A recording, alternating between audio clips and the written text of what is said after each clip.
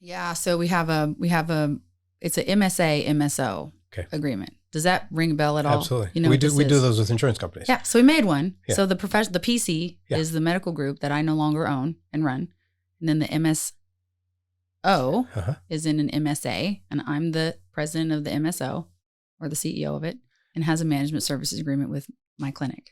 Absolutely. Which is no longer run by me. I hope if you guys are listening to this, hit rewind and listen to what you just said, because most doctors don't understand what you just said. And it is key in really becoming the independent doctor, business owner that you should be, I think, because we have so much talent, we have so much knowledge, and people are not even considering this. But, my business partner and friend, Dr. Singh, has had an MSO for years. And what he does is he's able to charge whatever he wants for that management service agreement based on whatever he wants. He's in control of that. And people will pay it because that is rare.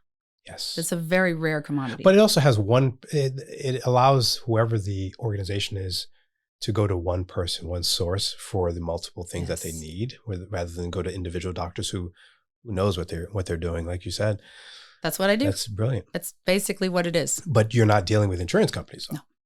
Wonderful. So tell me how that is. How is it not dealing with insurance companies? Amazing.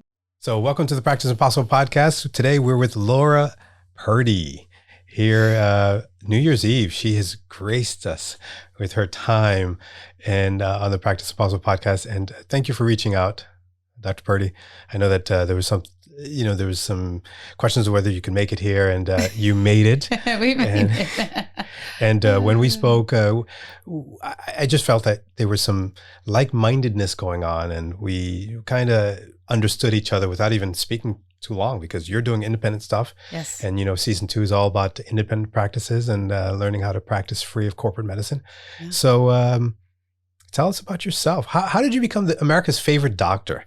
Because that's intriguing to me. Well, so there's 2 versions of the story, right? The technical version of the story was we went to make a trademark and the one we wanted was taken. And so America's favorite doctor was what we landed on.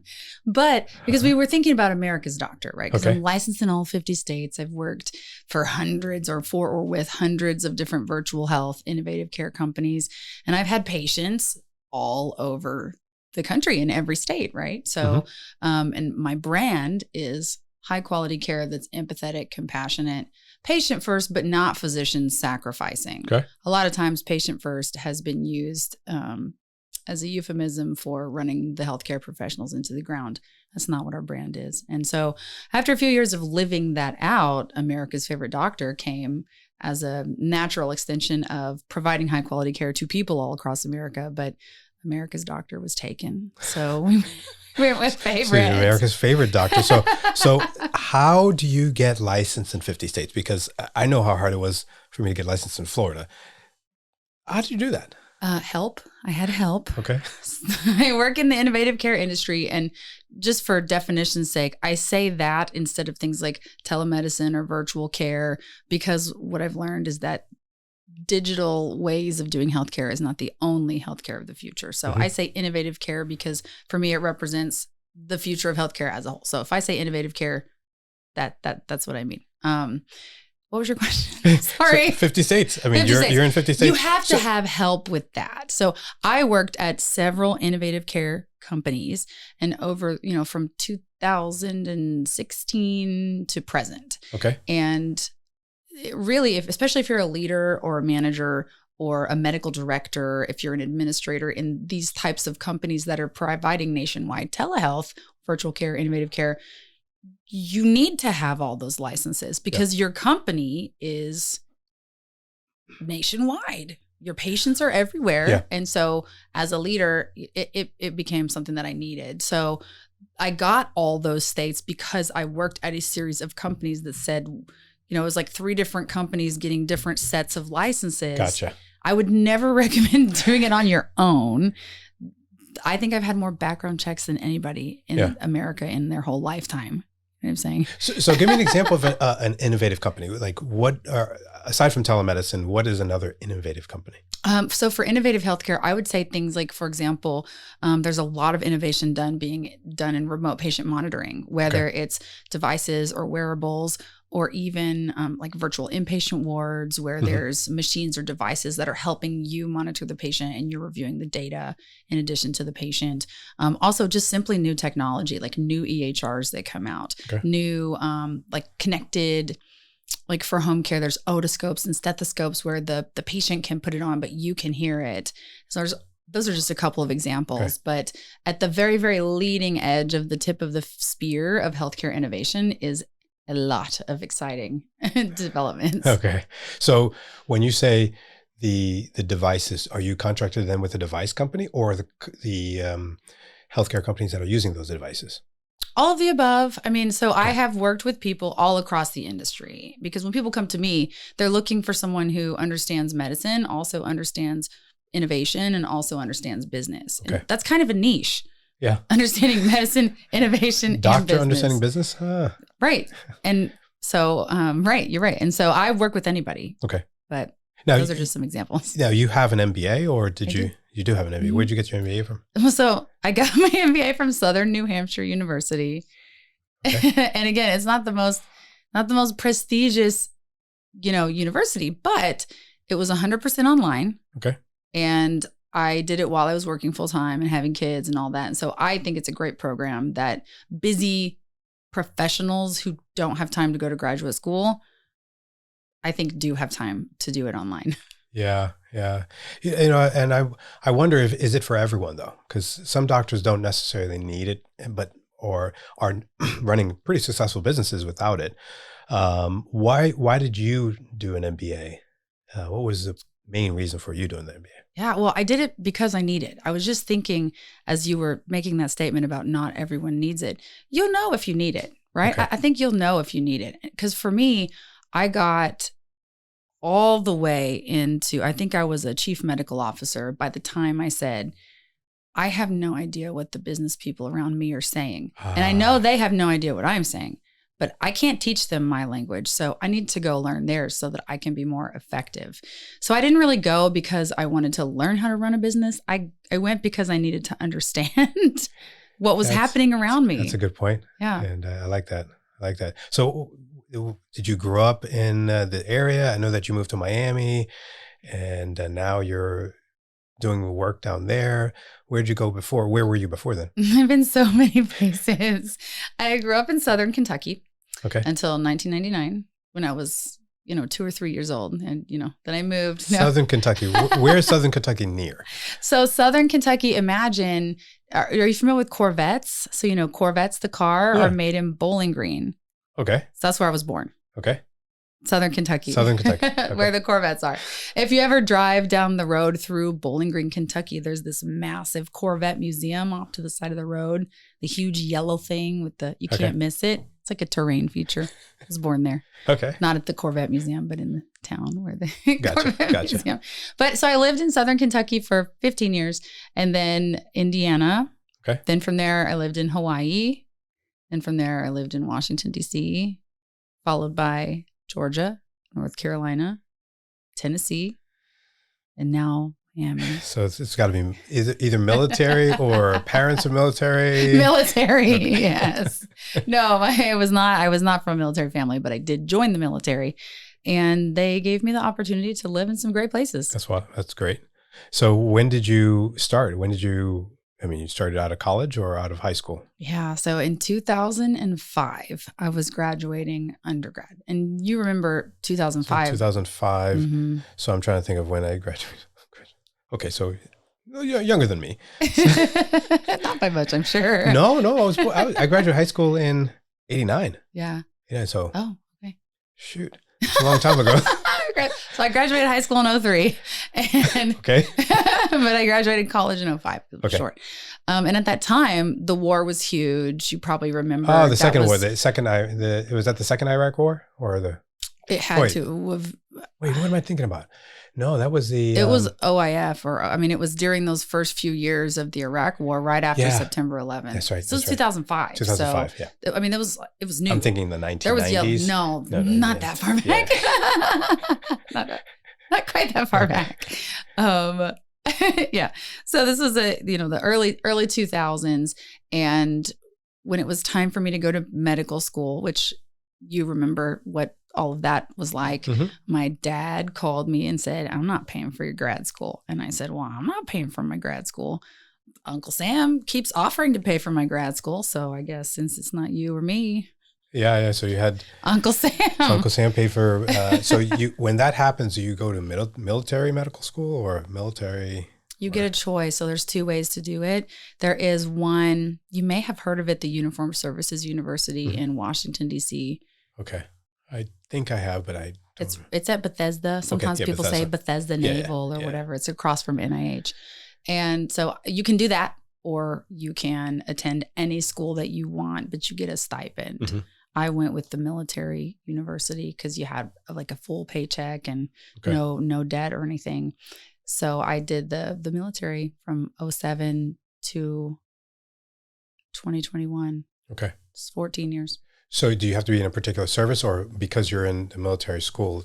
Because I know that the Marines don't have that track, and you have to go into the Navy or something like that. Yeah. The school was actually quad service. So you have Army, Navy, Air Force, and there's a fourth service. You may have heard the Public Health Service. Yeah, they usually provide like federal care. Okay. Is that the national, what do you call that? Where you forgive your loans? Oh, I can't think of it. Probably. Yeah. I didn't do that one, so I'm not sure.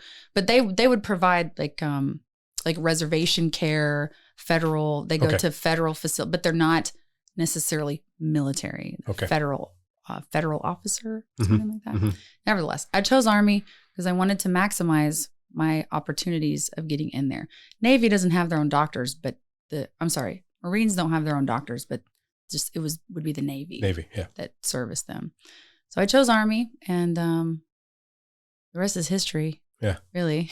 So you graduated medical school without debt? Correct. And residency. Yeah. That's the Dave Ramsey way. Woohoo. Buying my 3-year-old cars and putting my cash in the freezer. No. So you were in Nashville before. We just talked about that, and you mentioned Dave Ramsey, and I'm like, oh, I know him very well because I actually became a coach, Dave Ramsey coach, after my life trauma. I needed to understand how to deal with finances, so I hired a coach. That coach got me on track to be debt free because I was carrying a 20-year-old medical school debt. Wow, and it was pretty ridiculous after buying property, selling property, doing all these things, and realized I had to do something different. Yeah. And so he got me on track, and his team got me on track. And then I became a coach, spent 2 or 3 days there. And it's a great experience. So you didn't have to go through that, but you said your parents or your dad was a Dave Ramsey guy? My dad was a huge Dave Ramsey guy. I think, I don't know all the details because I was a child, but I remember the books being around, listening to all the, that's probably crazy. Tapes. I bet it was tapes at the time. Maybe, do we have tapes? Yeah. Like 8-track or a cassette? Cassette, not 8-track? Do you even know what 8-track is? I do. Okay. We had one, the cassette tapes. And so I was around the practices. I saw it being done, and I understand the principles of saving. And my family was big into Dave Ramsey. So do you think that shaped you at all, or do you think that helped? Or it definitely shaped me. I have always been very big on not accruing debt. And the times when I've paid it off right away. I've always paid my cars off right away. I've already put away for college for the kids. There's several things that I saw my dad do that I have a very diverse investment portfolio, started putting into mutual funds when I was 18. Against my will, by the way, I was taken to an investment office and said, you're going to write a check. You're investing right now. That's interesting because me and my wife just had the conversation about funding a Roth IRA for the kids, for the minors. And I probably shouldn't say this on podcast because they may listen, but I'll tell those that want to hear. Someone once told me, your child, you can fund a what you call it, a minor, or Geez, mine are Roth IRA. I want to say pediatric. That's probably not the word they use. I know it's something. I didn't go to MBA school, right? So basically, if they have an earned income, you can fund a Roth IRA, $5,000, maximize it. Don't tell them about it, and in 35 years, they'll have $500,000. That's if right. they invest in the right vehicles. The problem is when they get to 18, you can't do it for them. They have to do it themselves. Oh. So you always want to do it when they're like 12, 13, whenever they can start working. Yes. As soon as they get their first paycheck, you dump five grand into this Roth IRA and you let that grow. They don't even have to know about it. It's beautiful. And in 30 years, they're $500,000 richer. Beautiful. So love that.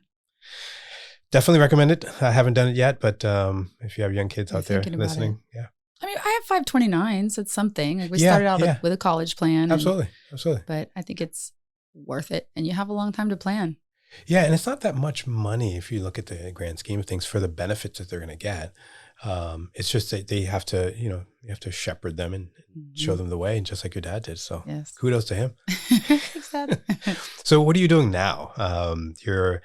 You moved to Miami, you're still doing telemedicine, you're still medical director. What are your roles now? Because it sounds like you're doing a lot. Yeah. Well, the last 6 months of 2023 saw a phase of the business where I took all of my sole proprietor work and I said, this is too much work. I mean, I do have a team and we can talk about them as well. I have a lot of people who help me do what I need to do on a daily basis. But I said, this is too much, right? Mm-hmm. This is sole proprietor work.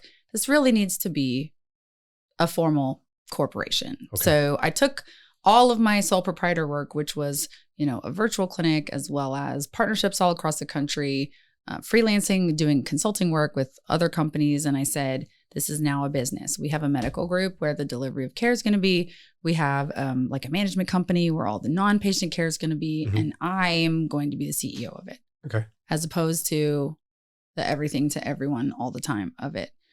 Because it's hard to do it all. Yeah. So I found a medical director to run the medical group for me, hired a couple more internal staff to make things a little more structured. And now I'm the CEO of my own health system, I guess. So when you say health systems, do you have doctors working for you that are doing the work that you used to do? Or? I do. And are they contracted or you're employed? They are W-2 part-time because it is difficult to navigate potential. This is going to be a very business statement that I'm going to say here.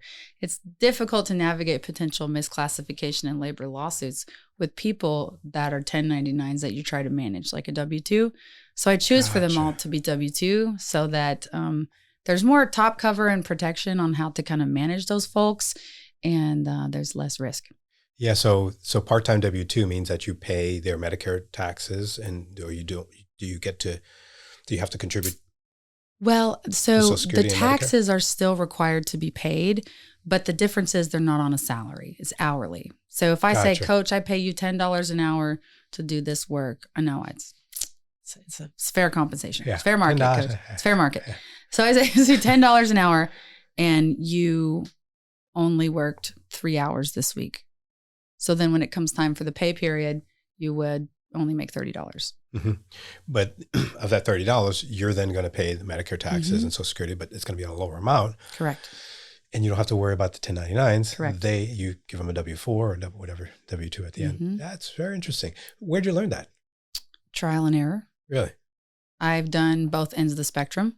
1099s are too. Now, again, this is with the caveat of this is relevant to my business model and may not be to everyone else. And we're not giving tax advice. We're not giving business advice on the podcast. We're just hearing stories about other people that are doing things that are cool. So the first thing we started out was 1099, because if you have a low volume of things, but you really need it to get done, you can pay a little higher bit of a premium for people to spend less time, but to get those things done for you faster. Mm-hmm. Supply and demand. It's market economics of, work versus people to do the work, right? So the problem with 1099s is you cannot control their work schedule. And for a lot of states, there comes a point in time where the amount of control you're exerting over that person actually qualifies them as a W-2. So when that became the least ideal scenario, the pendulum swung in the other direction and we did full-time W-2 salary for everyone. What I learned is that full-time W-2 salary work from home is a breeding ground for complacency. Absolutely. Yeah.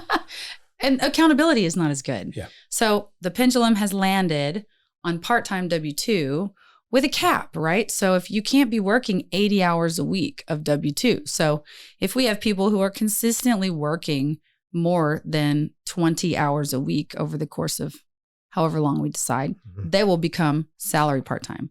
If it's above 30 hours, they will become salary full-time, and then the hourly goes away. Yeah, and then you can gauge how much you pay them based on the work that they've done in the past and what you're going to be doing in the future. Correct. We learned the hard way. Smart. It was. I wouldn't use that word. I would say it was a hard-earned lesson.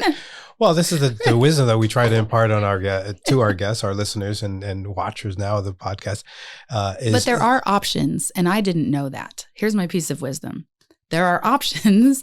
If you don't know which one to use, ask around. Yeah, even a simple HR consultant would have been incredibly useful for me at the time, had I known that that's what I was needed. Yeah.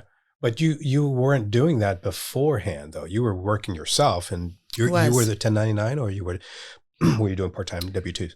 For me, as the CEO and business owner, I just worked my tail off. Yeah. Okay. But the people who, I was the one who was doing the work, and then I paid people to help me. This is how it happened, was as the tasks that I needed to do became too great, I started finding people to do the ones that didn't require a physician.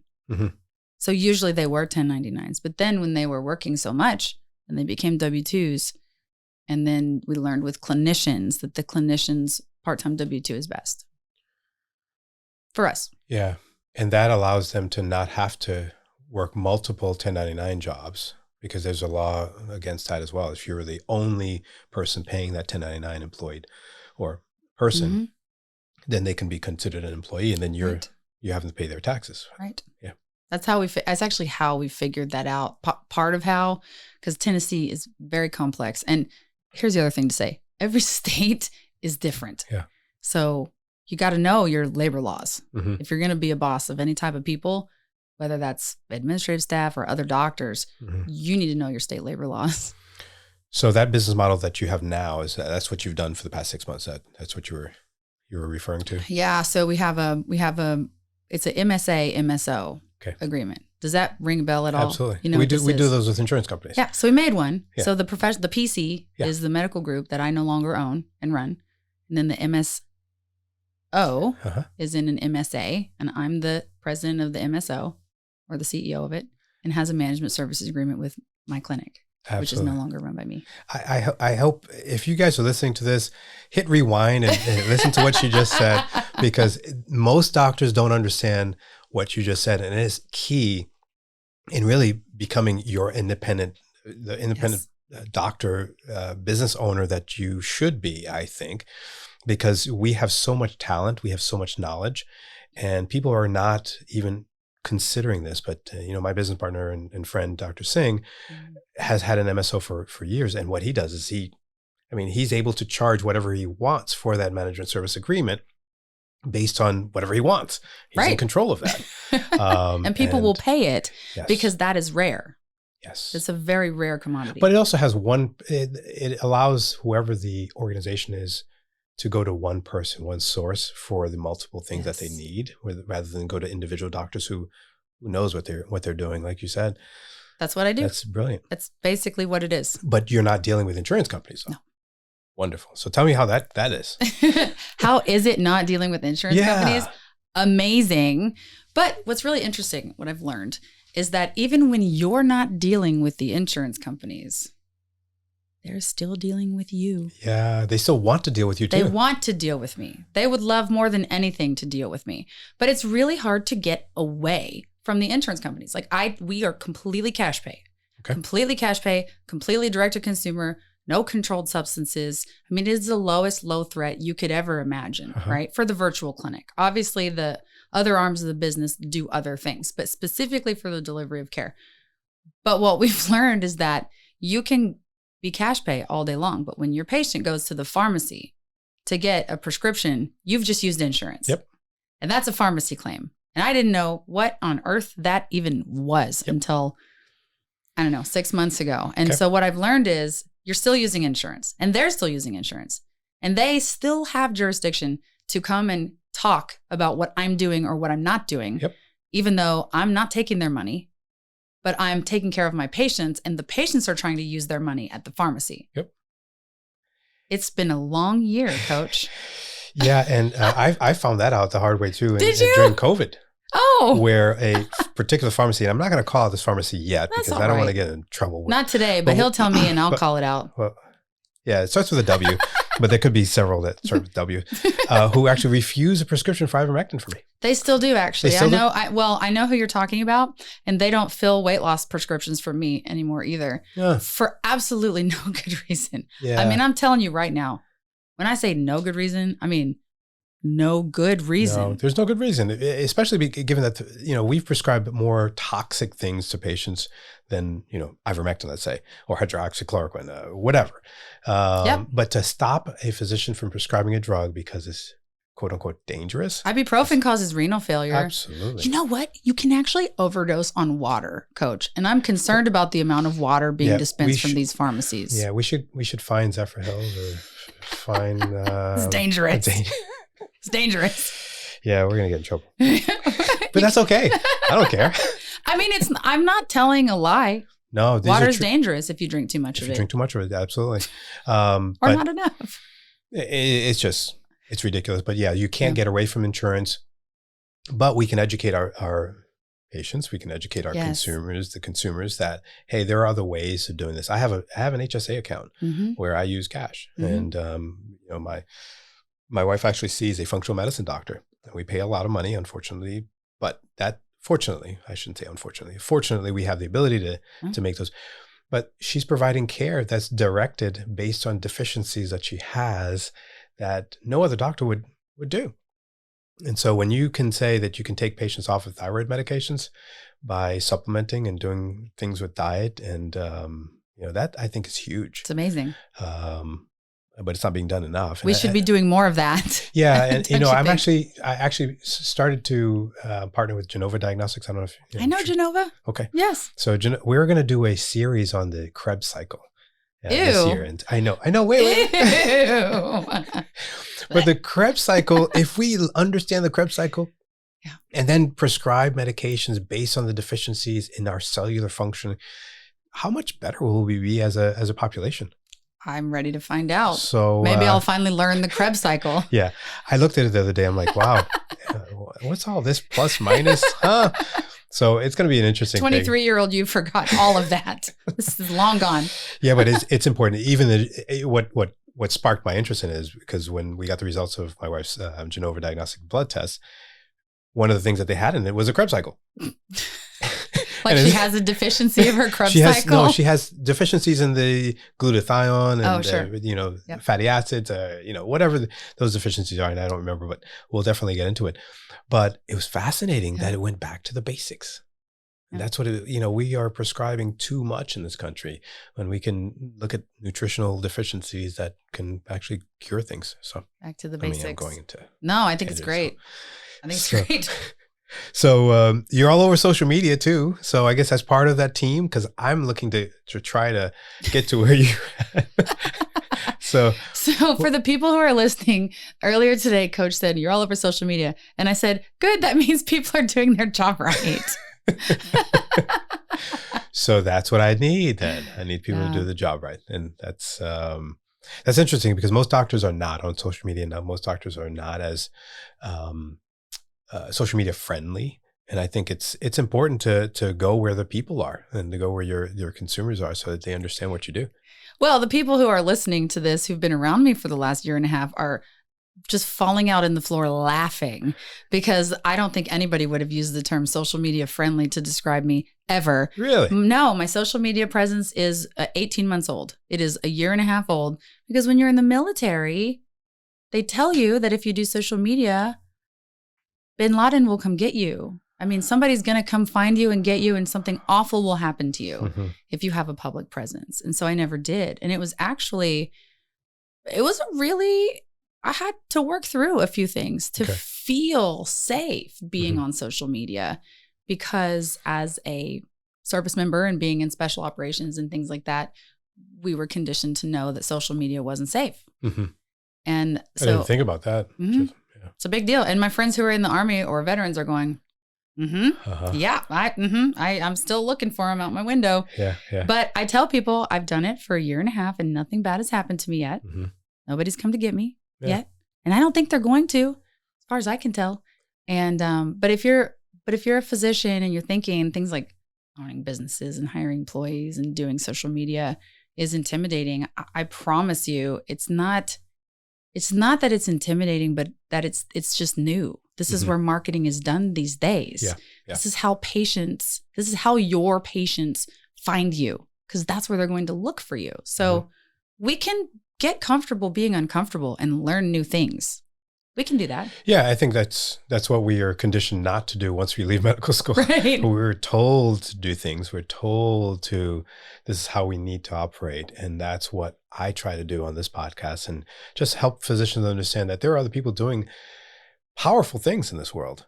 Yes. And what you're doing is just, it's just amazing, because you are showing people that this is how we can do things and not have to be tied down, and have a team that works for us and with us, and promoting your brand and what you're trying to do. So kudos to you for sure. Thank you.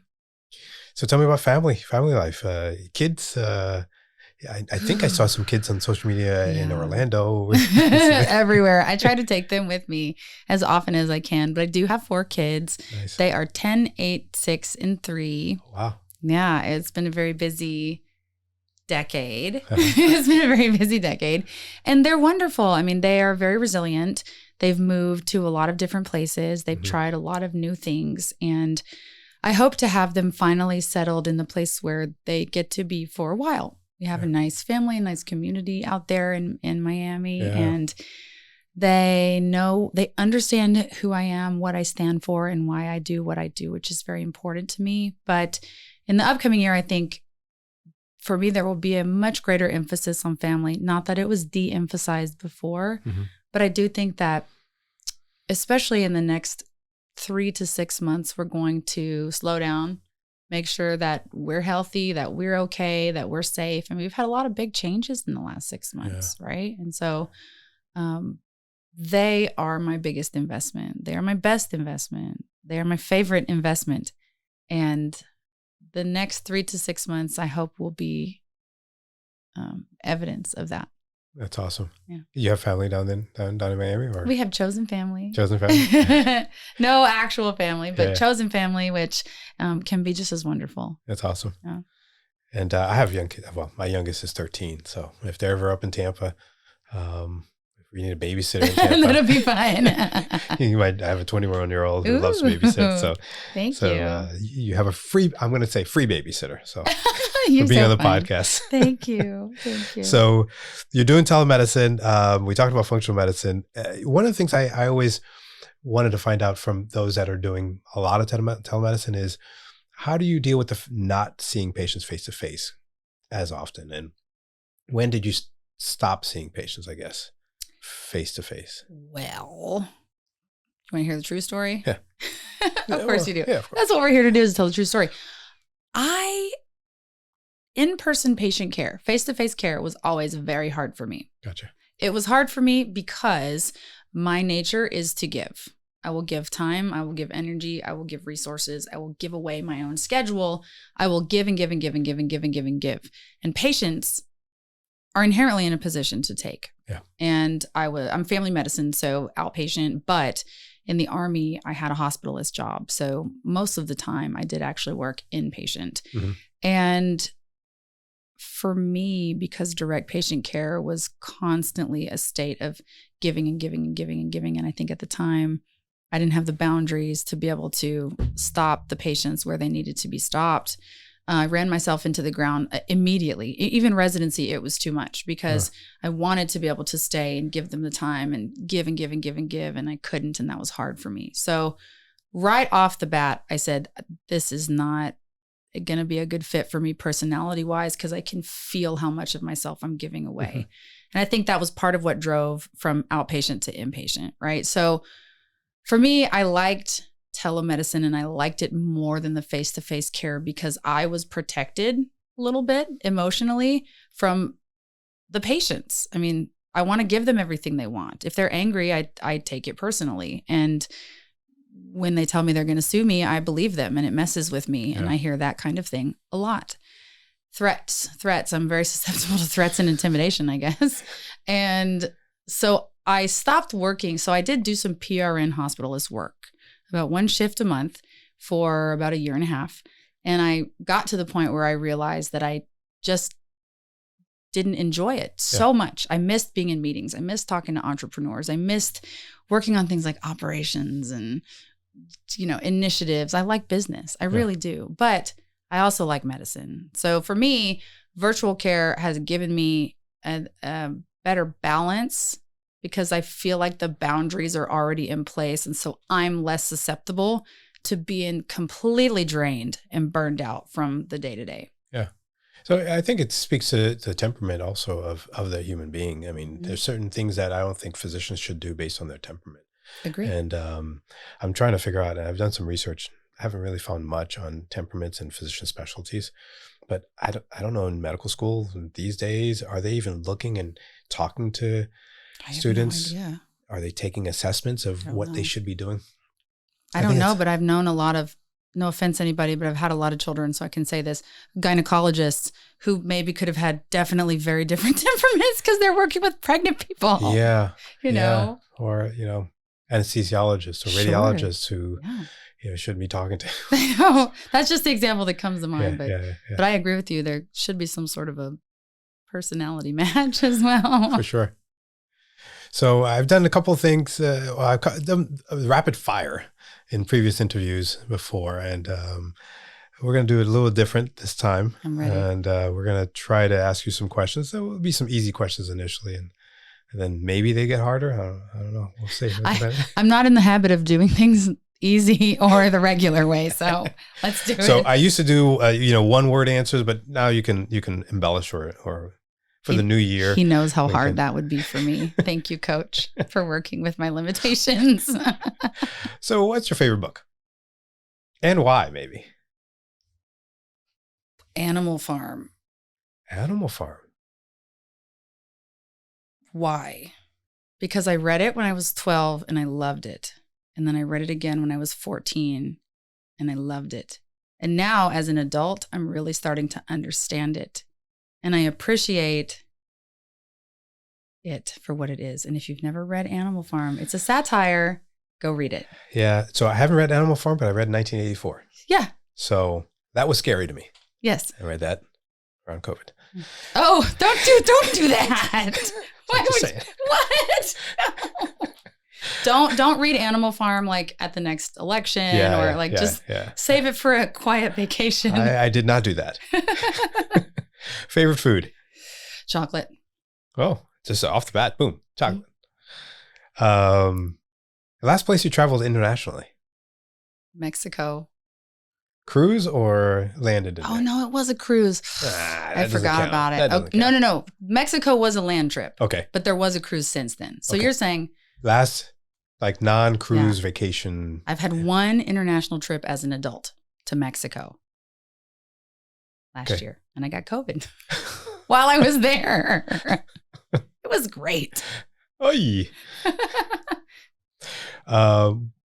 Actually, let me keep talking. The Mexican primary care doctor came to my hotel room and just started giving me shots of, I don't even know what he was giving me shots of. Turned out to be dexamethasone and neomycin for my, what turned out to be COVID. So did you end up doing anything else? I mean, I got some Paxlovid eventually, but I was thinking neomycin, I've never prescribed this in my whole career, I don't think. Yeah, it's, sometimes I think in these countries, because I grew up in Haiti. Of course. And I actually did some work after the earthquake. Yeah. And it was interesting how they just wanted care. Yeah. So we would go to the areas where it was hardest hit. Everything is devastated. And they'd come and complain of, let's say, a headache. Yeah. We gave them Tylenol. And they were happy. So happy. They were happy. They left.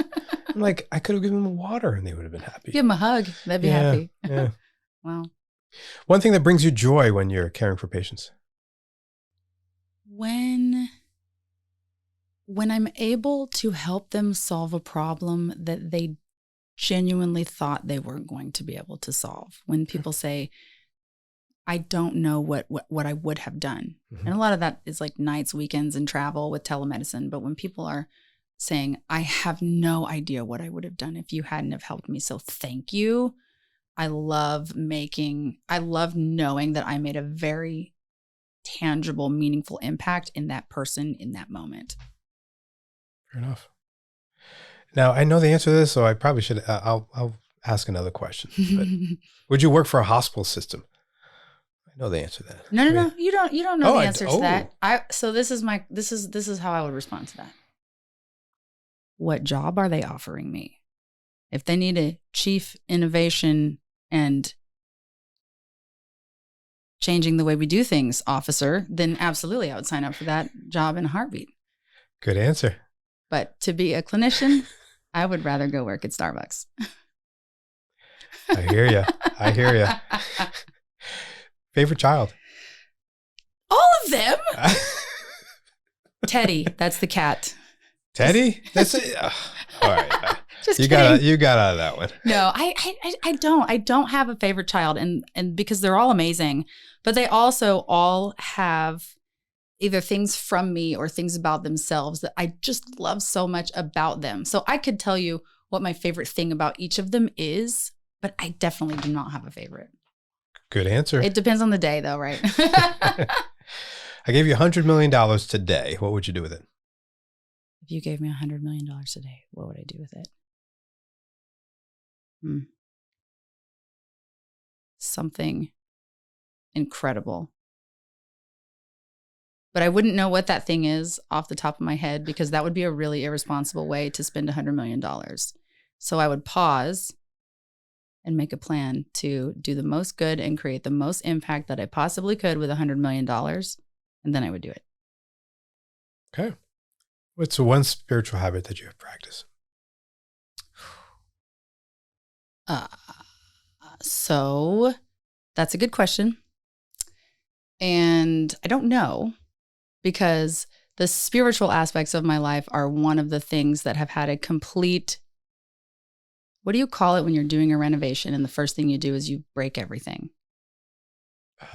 Demo? Demolition? So I did demo on my spiritual life this year, and I'm working on deciding what comes back in and fills in those holes. Okay. Yeah. One thing your team does not know about you. I know everything. All of it. So they don't know that you know everything. I don't think they know that I know everything. Okay. I think that, but here's the thing, okay? When you are the boss, it all makes its way back to you. All of it. And just because your boss knows something doesn't mean that they're acting on it. So assume your boss knows everything. This is going to be a clip. This is definitely. Please do. Yeah, assume your boss knows everything because your boss is your work mom, is your work dad. And if they're doing a good job, of course they know everything. It's their company, like it's their home. You're their employee, like you're their child. It is their job to know everything, right? So that's... Okay. I know, team. I know. Where do you see yourself in 25 years and why? I have no earthly idea because I've known myself long enough to know how predictably unpredictable I am. But I'm tremendously excited for where I'll be in 25 years because no matter where it is, it will be on purpose and it will be incredible. What a good way to end. Can't add to that.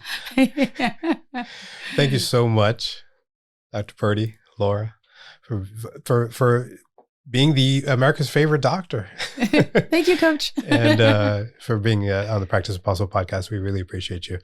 And we probably should have another session when we can have some sheet music. Yes. So you can play something for us. What Coach learned today is that the only way I can play music is if it's physically on sheets in front of me. So we're going to surprise her with some sheet music next time. I can't wait. Next time you're in Tampa, just give us a ring. Just come on over. Even with the kids. Love to meet you kids. They'll love it. With the free babysitter. Yeah. I'll make sure my daughter's around. Thank you. Thank you again for listening to the Practice Possible podcast. And, you know what to do. Share this podcast with your friends, your family, anyone that you love that you want to help in the business of medicine, because we want all physicians to practice impossible. Happy New Year. Happy New Year, everybody.